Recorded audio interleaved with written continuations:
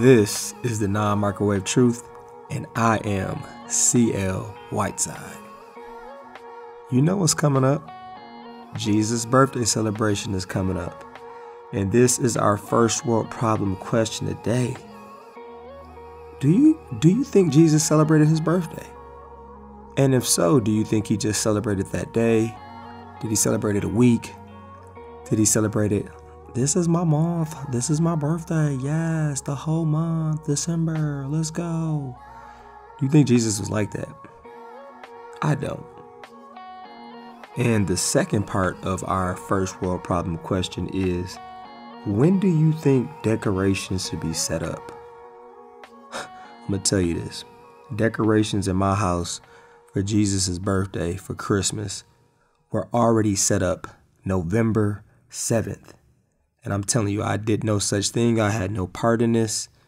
So you're like, well, who did it? My future baby mama is the one who set up the house and got it decorated. But it looks nice. It does look nice. But two questions I guess I'm asking you is, do you think Jesus celebrated his birthday and how long? And the second part is, when do you think decorations should be put up for Christmas? I know most people say after Thanksgiving, the day after Thanksgiving, people do it. But do you do it earlier? Do you do it later? Do you not do it at all? Let me know what you are thinking. And this is our first world problem. Remember, I would love to hear from you on Instagram or Twitter, ChampionLife23. And when I said future baby mama, I'm not saying my wife is pregnant either. So don't go up to her and be like, congratulations, because then you're going to have me in some mess. So don't do that. And this is our first world problem. It is dinner time.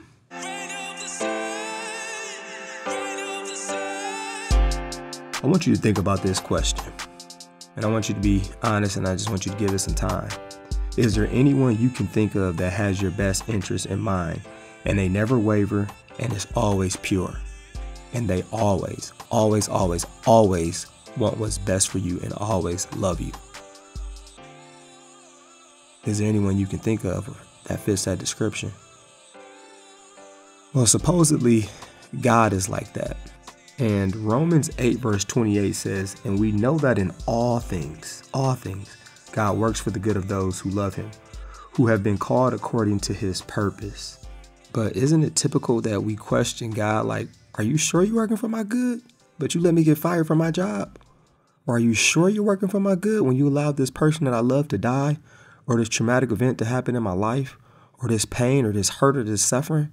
Are you sure you're good? Are you sure you really have my best interest in mind at all times?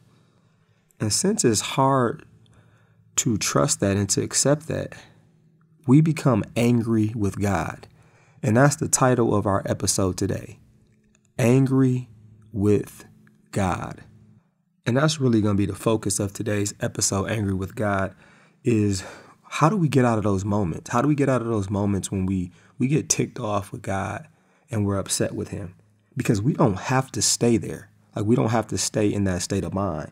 Because when we are in those moments, we're like, forget God. I don't need a God who's going to make my life worse. I don't need that. That's not what I'm signing up for. And no matter what you think or believe, misfortunes happening in life are inevitable. But we compound them by responding to them in a worldly way. And we look for microwave fixes or quick fixes.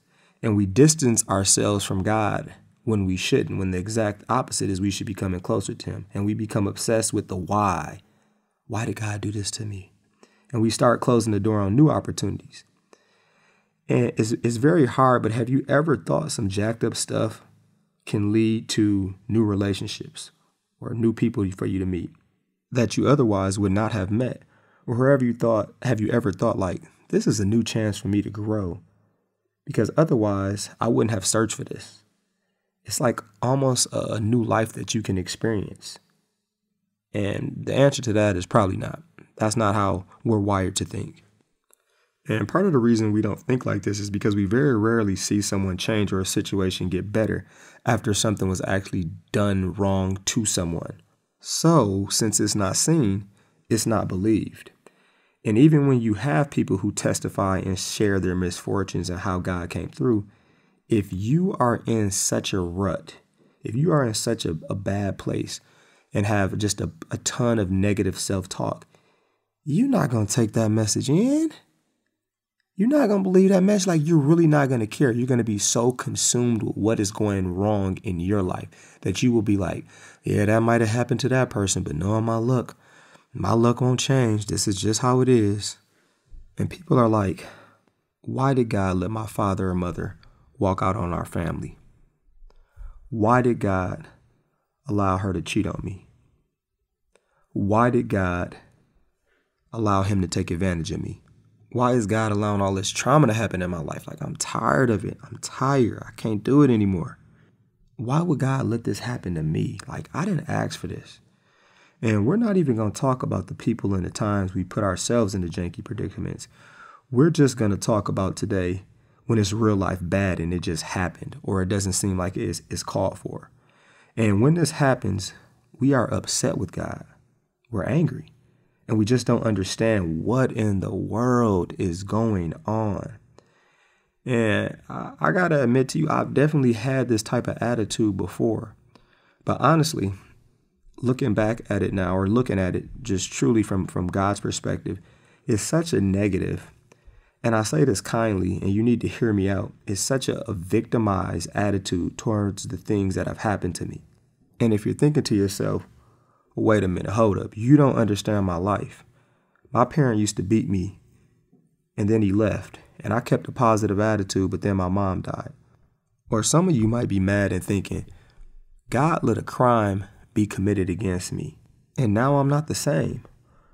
Or some might be thinking, God allowed people to ruin my name, and I've lost so much. Like, I've lost so much, and I'm not going to get the chances that I deserve.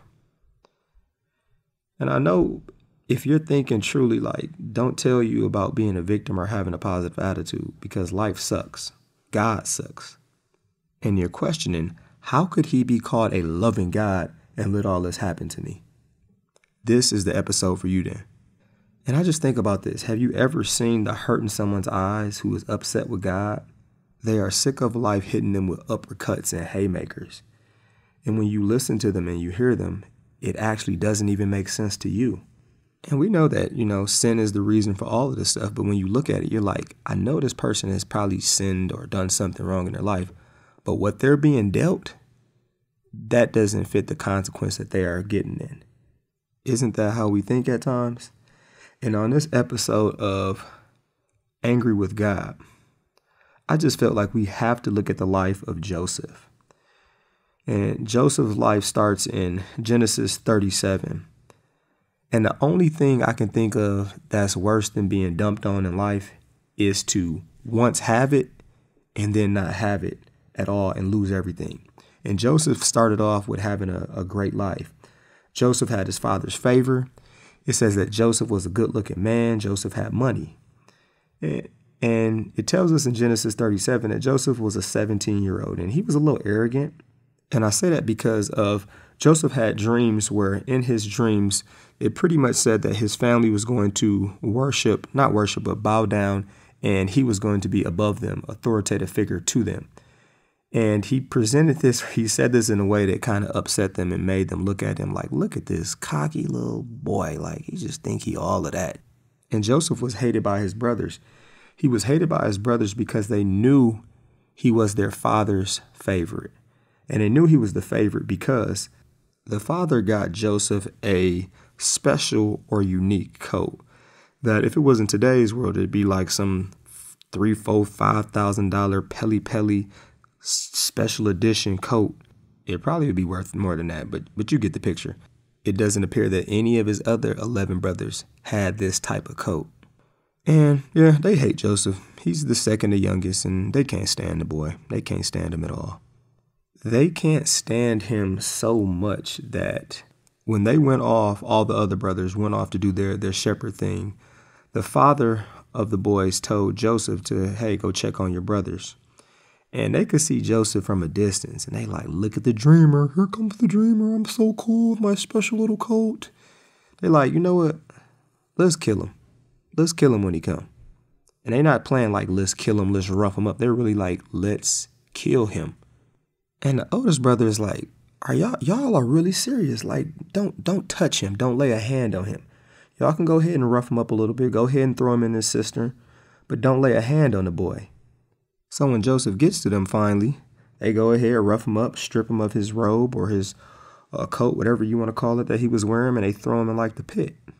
The oldest brother named Reuben, who said, hey, don't lay a hand on him, don't touch him, he left or just wasn't in the picture. And the brothers, while they sitting down eating, they see some traders come by. And what I mean by traders, like people that will trade goods for goods or trade stuff for stuff. And they like, oh, I got it. You know, what will we gain if we kill our brother and cover up his blood? You know what we should do? We should sell him. And then we're not really laying a hand on him. Because, like, you know, after all, he is our brother, our own flesh and blood. And they like, yes, let's do that. Let's sell Joseph. So they sell him. They sell him, and then what they do is they take his little robe, they rip it up, they get a goat, they put the blood of the goat on his robe, and then they go to their father and they say, hey, we found this. Like, can you examine it and see whether it's Joseph's or not? And the father recognized it, of course, and he's like, this is my son's robe. And he automatically thinks that some ferocious animal had to devour Joseph and that he had to be torn to pieces. So they did a whole cover up. Now, I alluded to earlier that Joseph was a little arrogant. Now, no one would agree that a little arrogance should have the consequence of selling someone into slavery. And I think about in today's world, that would be like equal to abandonment or being cheated on or having a loved one randomly die or being abused. Or one that really ties in is a young girl runs away from home or is a little fast. That doesn't mean she should be sex trafficked. Like, no one would say that. And what we see with Joseph is, and this might be the case with you also, is that the people that were supposed to love him the most, they hated him the most. And it's like, why would God allow that to happen? And I think anyone would question God and ask him why with any of those other situations I named as well. What is your situation now? Like, what are you battling or dealing with? I feel like I have been seeing people on a daily hurting and upset with God. And the devil has microwaved the truth that, you know, if God really did love you, then he wouldn't have allowed this or that to happen. And since he did and he really doesn't love you, you should respond this way. That's what the devil wants us to think and to believe. Now, we see and we hear about all these negative responses. But even if you've heard about Joseph's story, have you ever looked at and just examined, like, how did he really respond to this? Genesis 39 tells us that when Joseph had been taken down to Egypt, he got sold to a dude named Potiphar. And Potiphar was an Egyptian who was like one of the Pharaoh's officials. He was kind of like the captain of the guard. And he bought him from those travelers I mentioned earlier. Potiphar is like the head of Secret Service. He's like the head of protection for Pharaoh. And something that immediately stood out to me when I was reading Genesis 39 is it said this in verse 2. It said, the Lord was with Joseph so that he prospered, and he lived in the house of his Egyptian master. Like, Joseph prospered as a slave. Despite the bad hand he was dealt, he still was prospering. He still was prospering. Now, there are two reasons to why we don't prosper, or at least feel like we're prospering. And the first one is we can't prosper because we don't know God is with us. We reject God, and we start attempting to microwave the process. And the second reason is we are actually prospering, but since we're comparing, we can't see how God is blessing us, like blessing you and I personally. And since we're comparing and so busy worrying about everybody else and complaining about the things that we don't have, we don't see the new opportunities that God is creating for us. You know, it's like your pops left you, or they're just not, you don't have a good parent. Oh, but God has put a new mentor in your life, but you swear you don't want any help. Or you've lost all your friends, but you can't see the new people who are taking an interest in you and actually care about you and will be better for you because you're too busy chasing what God said, let go. Or you've had a traumatic event happen and God's been begging for your attention, but you're too bitter. You're too bitter to see the new purpose or the people he wants you to inspire. Sometimes we got to realize that we can't see how good we have it because we're too busy looking at everyone else best on social media. We're looking at everyone else's highlights and acting like life is supposed to be all highlights when that person's life we're looking at isn't even like that all the time. And on this episode of Angry with God, we have to look at how did Joseph respond to being sold into slavery? Like, how did he respond? He worked hard. And I just want you to think about this question. Have you ever been at work and been trying to figure out how you cannot work hard and get paid still? And it's like, I highly doubt Joseph was getting paid a lot, if anything, but he still was working. Like he still was trying to be better and bless the person that he was working for. Most of us would have been like, ain't no way in the world. There is no way in the world I'm busting my butt working for this master. I ain't no slave when I shouldn't even be here. Like, I shouldn't be doing this work. I shouldn't even be here. My brother sold me into this mess. Why, God? Why am I in this foreign country? I don't even want to be here. But what we see is that Joseph's mentality of trying to be better and bless the people that he's around and realizing you have a purpose even in bad situations and bad circumstances, that got Joseph noticed. And Joseph was put in charge of everything in Potiphar's house. Like, he ran Potiphar's house. Everything that he owned, from rags to riches, right? And something that I have to point out is sometimes when you read the Bible, you can lose track of time. Like, you read a chapter and it seems like maybe Joseph was running Potiphar's house and it took maybe a couple of weeks. But in reality, it most likely took years, and it could have been up to 10 or 11 years for Joseph to get in this position of being in charge of everything in Potiphar's house. And I bring up this point because my guess is when we're angry at God, we don't give God 10 years of obedience and trust and faith.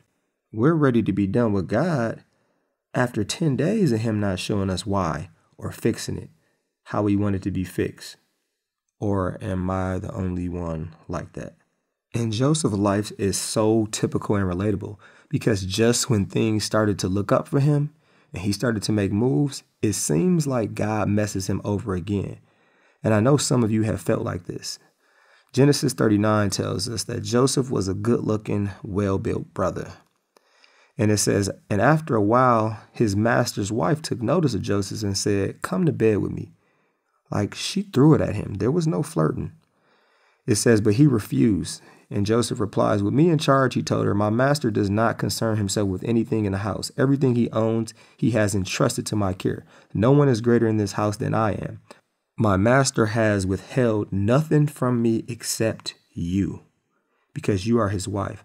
How then could I do such a wicked thing and sin against God? And though she spoke to Joseph day after day, he refused to go to bed with her or even be with her. Like, I wonder how long she was plotting and throwing her cookie from the cookie jar at him. So many people would have risked it all and justified them getting some because of the hand they had been dealt in the situation that they had been put in. It continues on and it says that one day he went into the house to attend to his duties, and none of the household servants were inside. She caught him by his cloak and said, come to bed with me. But he left his cloak in her hand and he ran out of the house. I pictured in my head her plotting and her throwing on some lingerie, probably looking real fine too, lotioned up and smelling all good, and catching Joseph coming into like a room one day. Like, yep, today is the day I'm going to get me some Joseph. And I picture him covering up his face and just being like, oh man, I got to get up. I got to get up out of here before I do something I shouldn't do. Because if you notice, there was no dialogue. That's just me speculating and guessing though. Now, if this was the typical feel-good story or like a Hallmark movie, what would have happened next is Joseph would have found him a baddie. The master would have found out about it and been like, Joseph, no big deal, and probably put him on with some beautiful woman and he lives happily ever after. But that's not what happened. Long story short is Potiphar's wife is super salty that he didn't take the cookie from the cookie jar, and she yells rape. And Joseph, who seemed to have everything starting to go the right direction, he gets looked at again as a slave boy, and he is thrown into prison. Her word was the only thing that seemed to matter. And again, When this happens in our life, don't we feel like God is allowing the wrong narrative to be the loudest? Like, let me say that again. When this happens in our life, don't we feel like God is allowing the wrong narrative to be the loudest? And we get angry with God. We start thinking like he's unloving. Or, sometimes I've heard people say, God is dumb. Like, he's a dumb God if he allows this type of stuff to happen. And what can make you even more mad is when you've seen people do the opposite of what Joseph did, and they take Potiphar's wife up on her offer. And they go ahead and have sex with her. And they don't get accused of rape. And in fact, they get a promotion, they get a new car, they get more friends, they get followed more on social media. And it seems like they get the great non-committal straight sex relationship that just seems so fun on the outside. That's a microwave truth, though. Ooh, that's a big microwave truth. You better believe there's some strings attached to that, and all of a sudden you a puppet of now the devil. You can get out of it, though. But I want to look at, how did Joseph respond? How did Joseph respond to being thrown in prison? And while Joseph was in prison, the Lord was with him. He showed him kindness and granted him favor in the eyes of the prison warden. So the warden put Joseph in charge of all those held in the prison, and he was made responsible for all that was done there. The warden paid no attention to anything under Joseph's care, but the Lord was with Joseph and gave him success in whatever he did. And if you know the rest of history of Joseph, he ends up getting out of prison in a couple of years and becomes second in command and the most powerful country in the world. It's like being the VP of the United States. But Joseph really was the one calling all the shots. So he really was the most powerful person. Now, some of you are thinking, CL, God won't work like that in my life. And I want to leave you with these final thoughts on this episode of Angry with God. The first one is, I'm going to be real with you. You probably won't have the glow up like that, like becoming second in command or the president of the United States. I'm not going to tell you that. But I can tell you this. Because of sin, bad stuff in life is going to happen. It is inevitable. Now, from a worldly sense, you can say that consequence didn't fit the crime. But we're looking at this from a godly sense, and that's the only sense that matters. We have all sinned. We all deserve hell. But why try to decide what the mess should look like and play God? It's a fact. Jacked up things will happen, though, because this world is broken. It's infected. So when crazy bad stuff happens, it doesn't mean God stops or doesn't love you. Use that bad stuff to refocus and know he is there. You are not strong enough, but God is. Christ is. And thankfully, we have his DNA and him inside of us. And I just want you to think about a mindset. And Romans 12 verse 2 tells us this, or I would call it the Joseph mindset. Be joyful in hope, patient in affliction, faithful in prayer. How many people have something jacked up happen and say, you know what? I know God is going to provide something good out of this. We usually complain. I know I usually complain. And I just want to say this again. Joyful in hope, patient in affliction. Joyful in hope, patient in affliction. Joseph waited years, 10 plus years, and was faithful in prayer. He didn't take a break from God and look for all these other quick fixes.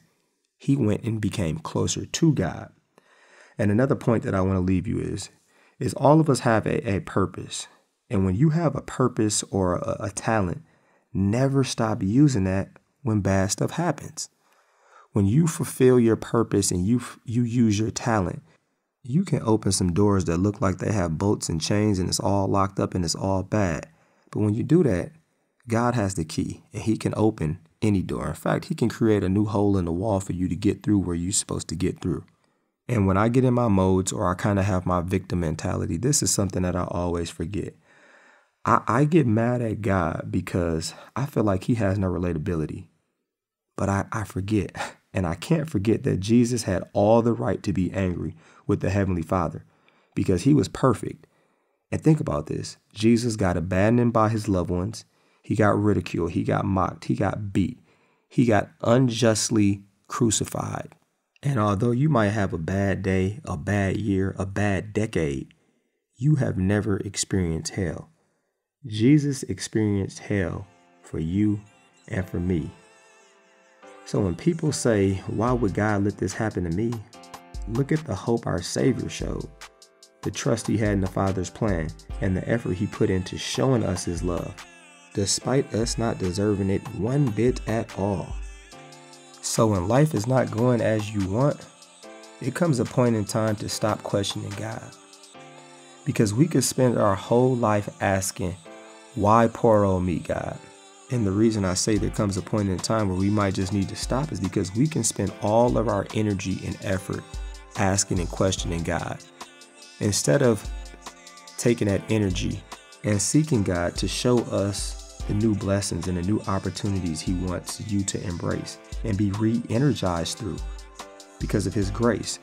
And I look at it like this: when you ask why, you're expecting an answer in English, but God is trying to teach you a new language. Maybe it's Spanish, but since you're so stuck on English, when God starts speaking Spanish to you, you don't see it, you don't hear it, you don't understand it. You don't even know that there are new opportunities for you because you're still stuck on the old thing. You're still stuck on the why, when there's a whole new language and new way for you to learn about.